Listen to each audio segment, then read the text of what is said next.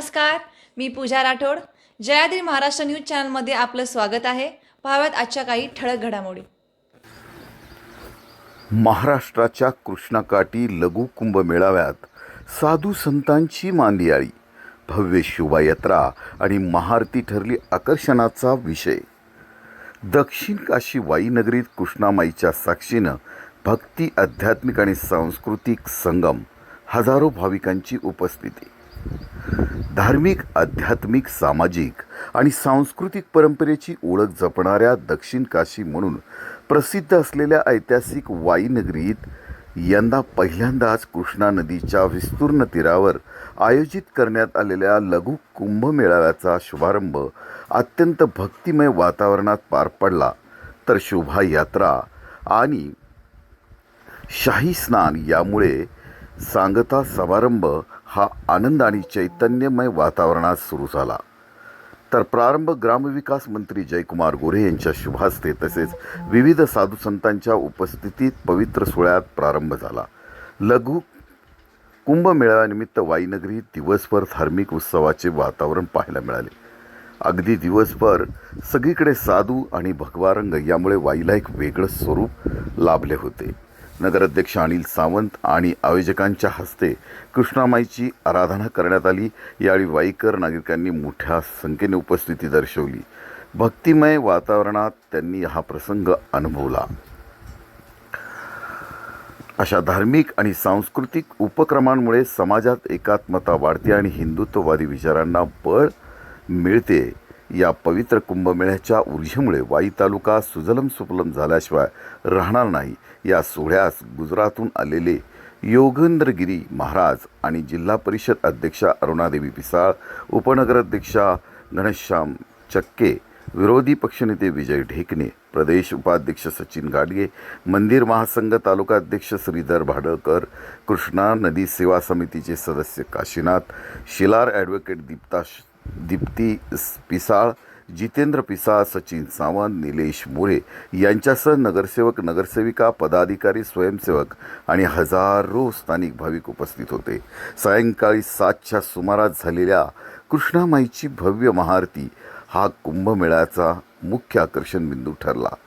मंत्रोपचार, शंखनाद आणि दीपप्रज्वलनाने संपूर्ण कृष्णाकाठ भक्तिरसात न्हाऊन निघाला.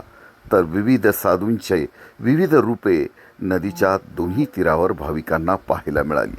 भाविकांची यावेळी अलोट गर्दीही उसळली होती. दिव्यांच्या प्रकाशात उजळलेला कृष्णाघाट आणि भक्तिमय वातावरणामुळे उपस्थितांनी काशीच्या गंगाघाटाचा जणू अनुभव घेतला.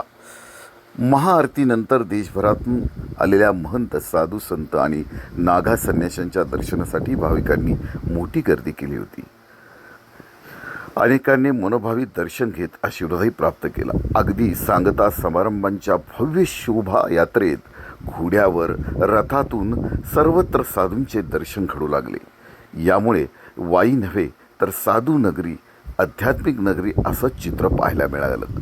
दरम्यान मोठ्या प्रमाणावर होणारी गर्दी लक्षात घेऊन लघुकुंभमेळा सेवा समिती आणि पोलीस प्रशासनाच्या वतीनं चोख नियोजन, कडक बंदोबस्त ठेवण्यात आला होता. यामुळे कोणताही अनुचित प्रकार घडला नाही. शोभायात्रेत विविध शस्त्र हातात घेऊन घोड्यावर बसलेले साधू आणि त्यानंतरचं जे शाही स्नान झालं ते अनुभवायला मिळणं अत्यंत आनंदाचं होतं. याची देही याची डोळा हा सगळं सोहळा भाविकांना अनुभवास मिळाला. श्री गणेश मंगल मूर्तीच्या दर्शनानेही भाविक प्रसन्न झाले होते आणि त्या कृष्णाकाठच्या गणेश मूर्तीचे दर्शन घेण्यास भाविकांनी गर्दी केली होती. भारताचे पंतप्रधान नरेंद्र मोदी यांच्या आदर्शवत नमामि गंगा प्रकल्पाच्या धर्तीवर राज्य मुख्यमंत्री देवेंद्र फडणवीस यांच्या मार्गदर्शनाखाली नमामि कृष्णा हा लक्षवेधी प्रकल्प वाई परिसरात राबवणार असल्याचे वाई नगराध्यक्ष अनिल सावंत यांनी जयाद्री महाराष्ट्राशी बोलताना सांगितले. कुंभमेळा हा आकर्षणाचा विषय, ग्रामप्रदक्षिणा आणि साधू संतांचे दर्शन क्षणभर नव्हे तर काशीची आठवण करून देणारा हा कुंभमेळा आता दर 3 वर्षांनी वाई येथे होणार यात शंका नाही. प्रतिनिधी विजयकुमार हरिश्चंद्र, जयाद्री महाराष्ट्र न्यूज, वाई. या गणपती मंदिराला, या गणपती महागणपती म्हणतात, आणि ढोला गणपती याचं पहिलं नाव. आता इथे 264 वर्ष पूर्ण झाली या मंदिराला. आता पहिल्यांदाच इथे अधिक मासात महाकुंभ ज्यावेळी लघु कुंभमेळा साजरा केला जातोय आणि इथे प्रत्येक राज्यातून नागा साधू संत सर्वजण इथे जमलेले आहेत आणि यामुळे वाईकरांचं सुद्धा नाव वाई खूप प्रसिद्ध झालेली आहे.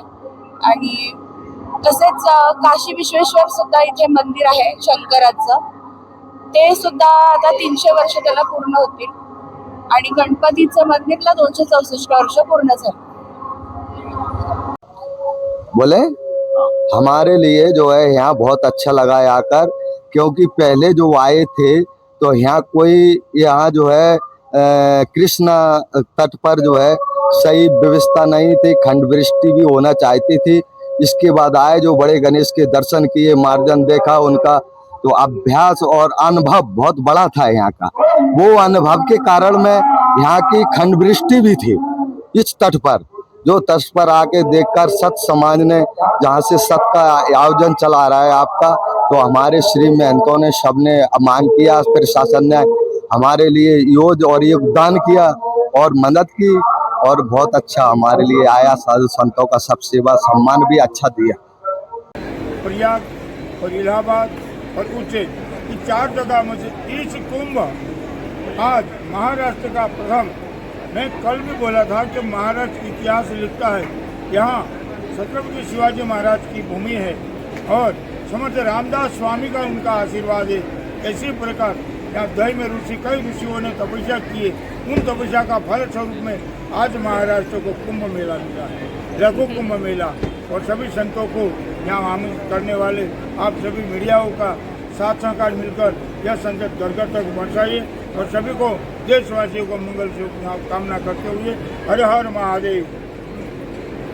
विजय ढेकाने, भारतीय जनता पार्टी वाई शहर अध्यक्ष आणि विरोधी पक्षनेता वाई नगर परिषद।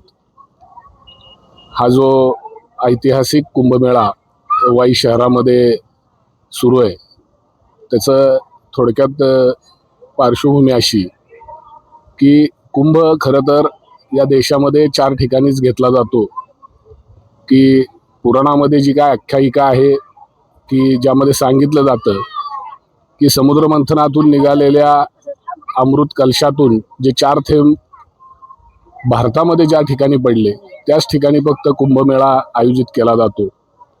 परंतु हा लघु कुंभमेळा आयोजित करण्याचं वाई शहरामध्ये औचित्य असं की वाई शहर हे पूर्वीपासून दक्षिण काशी म्हणूनही ओळखलं जातं आणि ज्या शहराला दक्षिण काशी म्हणून अशी ओळख आहे, पुराणामध्ये आणि इतिहासामध्ये ज्या शहराचं नाव आहे, अशा शहरामध्ये सुद्धा एखादा असा आध्यात्मिक कार्यक्रम की जो देशपातळीवर जाईल, ज्यामुळे या शहराचं पौराणिक आणि आध्यात्मिक महत्त्व देशभर अधोरेखित होईल, अशी एक संकल्पना मनामध्ये आली। आणि त्याचबरोबर योगेंद्रगिरी महाराज असतील, त्याचबरोबर त्यांचे सर्व अटल आखाड्याचे